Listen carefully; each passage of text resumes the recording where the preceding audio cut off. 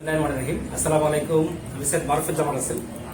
আজকে তোমাদের সাথে আলোচনা করবো একটা প্রবন্ধ নিয়ে, অষ্টম শ্রেণী। সেটা হচ্ছে বাংলা ভাষা জন্মকথা। লিখেছেন হুমায়ুন আজাদ, ডক্টর হুমায়ুন আজাদ। উনি কিন্তু সরাসরি আমার শিক্ষক, ঢাকা ইউনিভার্সিটিতে আমি ওনাকে পেয়েছি। অসাধারণ লেখক। প্রথমেই ওনার সম্পর্কে একটা জারি দেখো। হুমায়ুন আজাদ 1947 সালের 28 এপ্রিল বিক্রমপুরের রানী খান নামক এলাকায় জন্মগ্রহণ করেন। তিনি মূলত লেখক এবং অধ্যাপক।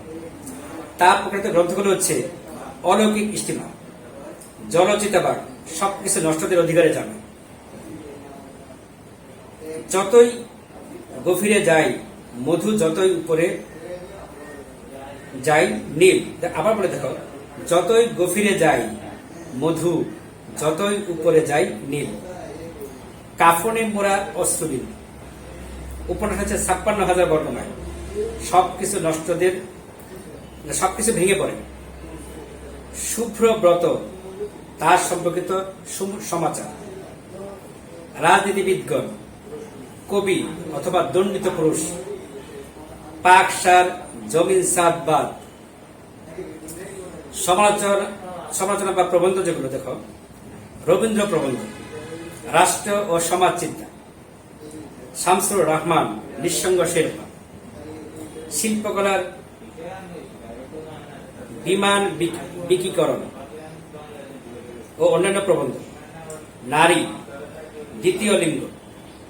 ভাষাতত্ত্ব হচ্ছে বাক্যতত্ত্ব, তুলনামূলক ও ঐতিহাসিক ভাষাবিজ্ঞান। অলৌকিক ইস্তিমার হচ্ছে হুমায়ুন আজাদের প্রথম কাব্যগ্রন্থ। তারপর আমি বেঁচেছিলাম অন্যদের সময়ে, এটা হচ্ছে ওনার 1990 সালে প্রকাশিত হয়। আব্বুকে মনে পড়ে, ওনাদের আব্বুকে মনে পড়ে মুক্তিযুদ্ধ একটা কিশোর উপন্যাস। তিনি ছিলেন প্রথা বিরোধী, ধর্মীয় মৌলবাদীদের মুখোশ উন্মোচনকারী, লৈঙ্গিক বৈষম্যে বিশ্বাসহীন লেখক। তিনি বাংলা একাডেমি পুরস্কার পান 1986 সালে। 2004 সালে বাংলা একাডেমি বইমেলা থেকে বাসায় ফেরার পথে 27 ফেব্রুয়ারি দিবাগত রাতে মৌলবাদী গোষ্ঠী তাকে চাপাতির আঘাতে ক্ষতবিক্ষত করে। এরপর দেশে বিদেশে দীর্ঘ 4 মাস তাকে চিকিৎসা দিতে হয় এবং জার্মানির মিউনিক শহরে উনি ওখানে পড়াশোনা করতে গিয়েছিলেন। আবার 2004 সালের 12 আগস্ট মৃত্যুবরণ করেন। তার আরো কিছু বই আছে, যেমন কত নদী সরোবর, হ্যাঁ, তারপরে তোমার লাল নীল দীপাবলি, এ দুটো বই পড়বে। এখানে অনেক সাহিত্যের অনেক খুঁটিনাটি বিষয় জানা যাবে। কেমন? এখন আমরা ওনার মূল প্রবন্ধে চলে যাই। বাংলা ভাষার জন্মকথা লিখেছেন ডক্টর হুমায়ুন আজাদ। কোথা থেকে এসেছে আমাদের বাংলা ভাষা? ভাষা কি জন্ম নেয় মানুষের মতো? বা যেমন বীজ থেকে গাছ জন্ম নেয় তেমনি ভাবে জন্ম নেয় ভাষা? না, ভাষা মানুষ বা তরুর মতো জন্ম নেয় না। বাংলা ভাষা মানুষ বা তরুর মতো জন্ম নেয়নি, কোন কল্পিত স্বর্গ থেকেও আসেনি। এখন আমরা যে বাংলা ভাষা বলি, 1000 বছর আগে তা ঠিক এমন ছিল না, 1000 বছর পরও ঠিক এমন থাকবে না। ভাষার ধর্মই হচ্ছে বলতে যাওয়া। বাংলা ভাষার আগেও কিন্তু এদেশে ভাষা ছিল। সে ভাষায় এদেশের মানুষ কথা বলতো, গান গাইতো, কবিতা বানাতো। মানুষের মুখে মুখে বলতে যায় ভাষার ধ্বনি, রূপ বলতে যায় শব্দের, বদল ঘটে অর্থের। অনেকদিন কেটে গেলে মনে হয় ভাষাটিকে নতুন ভাষা হয়ে উঠেছে, আর সে ভাষার বদল ঘটে জন্ম হয়েছে বাংলা ভাষা। আজ থেকে 100 বছর আগেও কারো কোনো স্পষ্ট ধারণা ছিল না বাংলা ভাষার ইতিহাস সম্পর্কে। কেউ জানতো না কত বয়স এই ভাষা। সংস্কৃত ভাষার অনেক শব্দ ব্যবহৃত হয় বাংলা ভাষা। একদল লোক মনে করতেন ওই সংস্কৃত ভাষায় বাংলা ভাষার জননী, বাংলা সংস্কৃতির নেই। তবে দুষ্টুমি যে মায়ের কথা মতো চলেনি, না চলে চলে অন্যরকম হয়ে গেছে।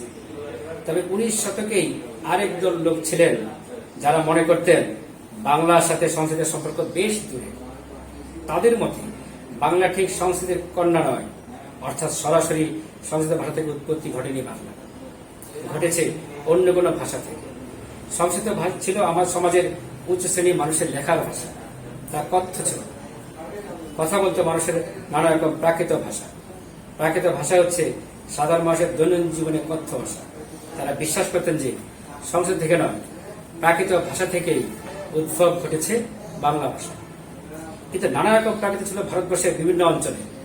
তাহলে কোন প্রাকৃত থেকে উদ্ভব ঘটেছিল বাংলা, এ সম্পর্কে প্রথম স্পষ্ট মত প্রকাশ করেন জর্জ আব্রাহাম গ্রিয়ারসন। বহু প্রাকৃতের একটি নাম মাগধী প্রাকৃত। তার মতে মাগধী প্রাকৃতের কোন পূর্বাঞ্চলীয় রূপ থেকে জন্ম নেয় বাংলা ভাষা। পরে বাংলা ভাষার উদ্ভব ও বিকাশের বিস্তৃতি ইতিহাস রচনা করেন ডক্টর সুনীত কুমার চট্টোপাধ্যায়, এবং আমাদের চোখে স্পষ্ট ধরা দেয় বাংলা ভাষার ইতিহাস। যে ইতিহাস বলার জন্য আমাদের একটু পিছিয়ে যেতে হবে অন্তত কয়েক হাজার বছর। ইউরোপ এবং এশিয়ার বেশ কিছু ভাষার ধ্বনিতে শব্দে লক্ষ্য করা যায় গভীর মিল।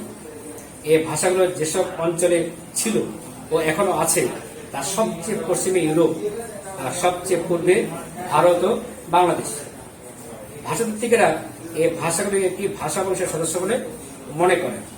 ওই ভাষা বংশের নাম ইন্দো ইউরোপীয় ভাষা বংশ বা ভারতীয় আর ইউরোপীয় ভাষা বংশ।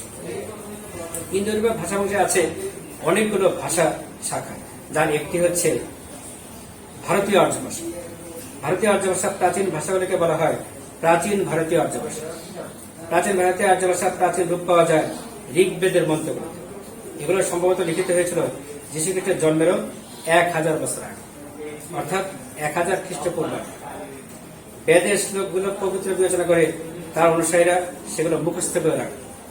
শতাব্দী পর শতাব্দী কেটে থাকে। মানুষ দৈনন্দিন জীবনে যে ভাষা ব্যবহার করত বৌদ্ধদের থেকে সেই ভাষা একসময় সাধারণ মানুষের কাছে দুর্বোধ্য হয়ে ওঠে বেদের ভাষা বা বৈদিক ভাষা। তখন ব্যাকরণবিদরা নানা নিয়ম বিধিবদ্ধ করে একটি মানসম্পন্ন ভাষা সৃষ্টি করে। এই ভাষার নাম হচ্ছে সংস্কৃত, অর্থাৎ বিধিবদ্ধ পরিশোধিত শুদ্ধ ভাষা। খ্রিস্টপূর্ব মানে আজকে থেকে ধরো 2400 বছর আগে, 400 বছর আগেই এই ভাষা বিধিবদ্ধ হয়েছিল। তার মানে খ্রিস্টপূর্ব 400 মানে কি, এখন থেকে 2400 বছর আগে। যিশুর জন্মের আগেই পাওয়া যায় ভারতীয় আর্য ভাষার 3টি স্তর। প্রথম স্তরটির নাম বৈদিক বা বৈদিক সংস্কৃত। খ্রিস্টপূর্ব 1200 অব্দ থেকে খ্রিস্টপূর্ব 800 অব্দ এ ভাষার কাল। তারপর পাওয়া যায় সংস্কৃত।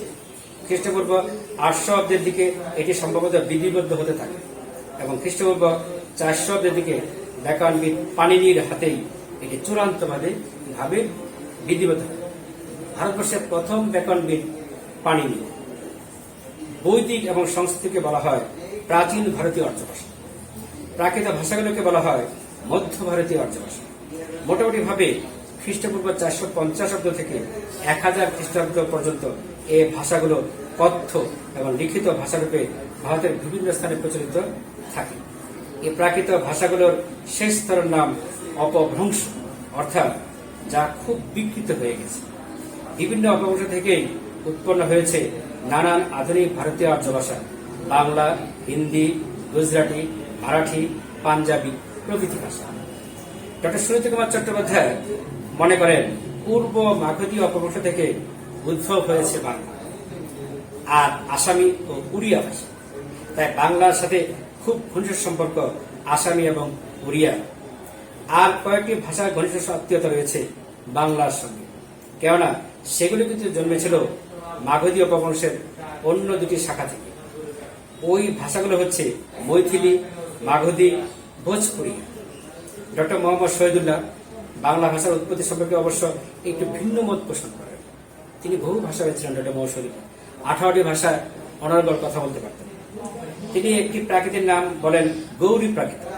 তিনি মনে করেন গৌরী প্রাকৃতেরই পরিণত অবস্থা গৌরী অপভ্রংশ থেকে উৎপত্তি ঘটে বাংলা ভাষা। তাহলে দেখো, আমরা সংক্ষিপ্ত আকারে উনি যে বাংলা ভাষার উৎপত্তি শব্দ বলেছেন অনেক তথ্য দিয়েছেন। তোমরা বারবার এটা করবে, তাহলে কিন্তু অনেক কিছু জানতে পারবে। তাহলে এটা কেন দিয়েছেন উনি? বাংলা ভাষার যে সাধারণ মানুষের কথ্য ভাষা, সে সম্পর্কে সম্যক ধারণা লাভ করবে তোমরা, এবং মাতৃভাষা বাংলার প্রতি তোমাদের মমত্ব জাগবে। এই উদ্দেশ্যে কিন্তু তিনি এটা লিখেছেন, এবং তোমরা অবশ্যই ভালো করে পড়বে। অসংখ্য ধন্যবাদ। ভালো থাকবে, সুস্থ থাকবে, এবং অবশ্যই স্বাস্থ্যবিধি মেনে চলবে। বাইরে বের হলে মাস্ক এবং হ্যান্ড স্যানিটাইজার বের হবে, শারীরিক দূরত্ব বজায় রাখবে। অসংখ্য ধন্যবাদ।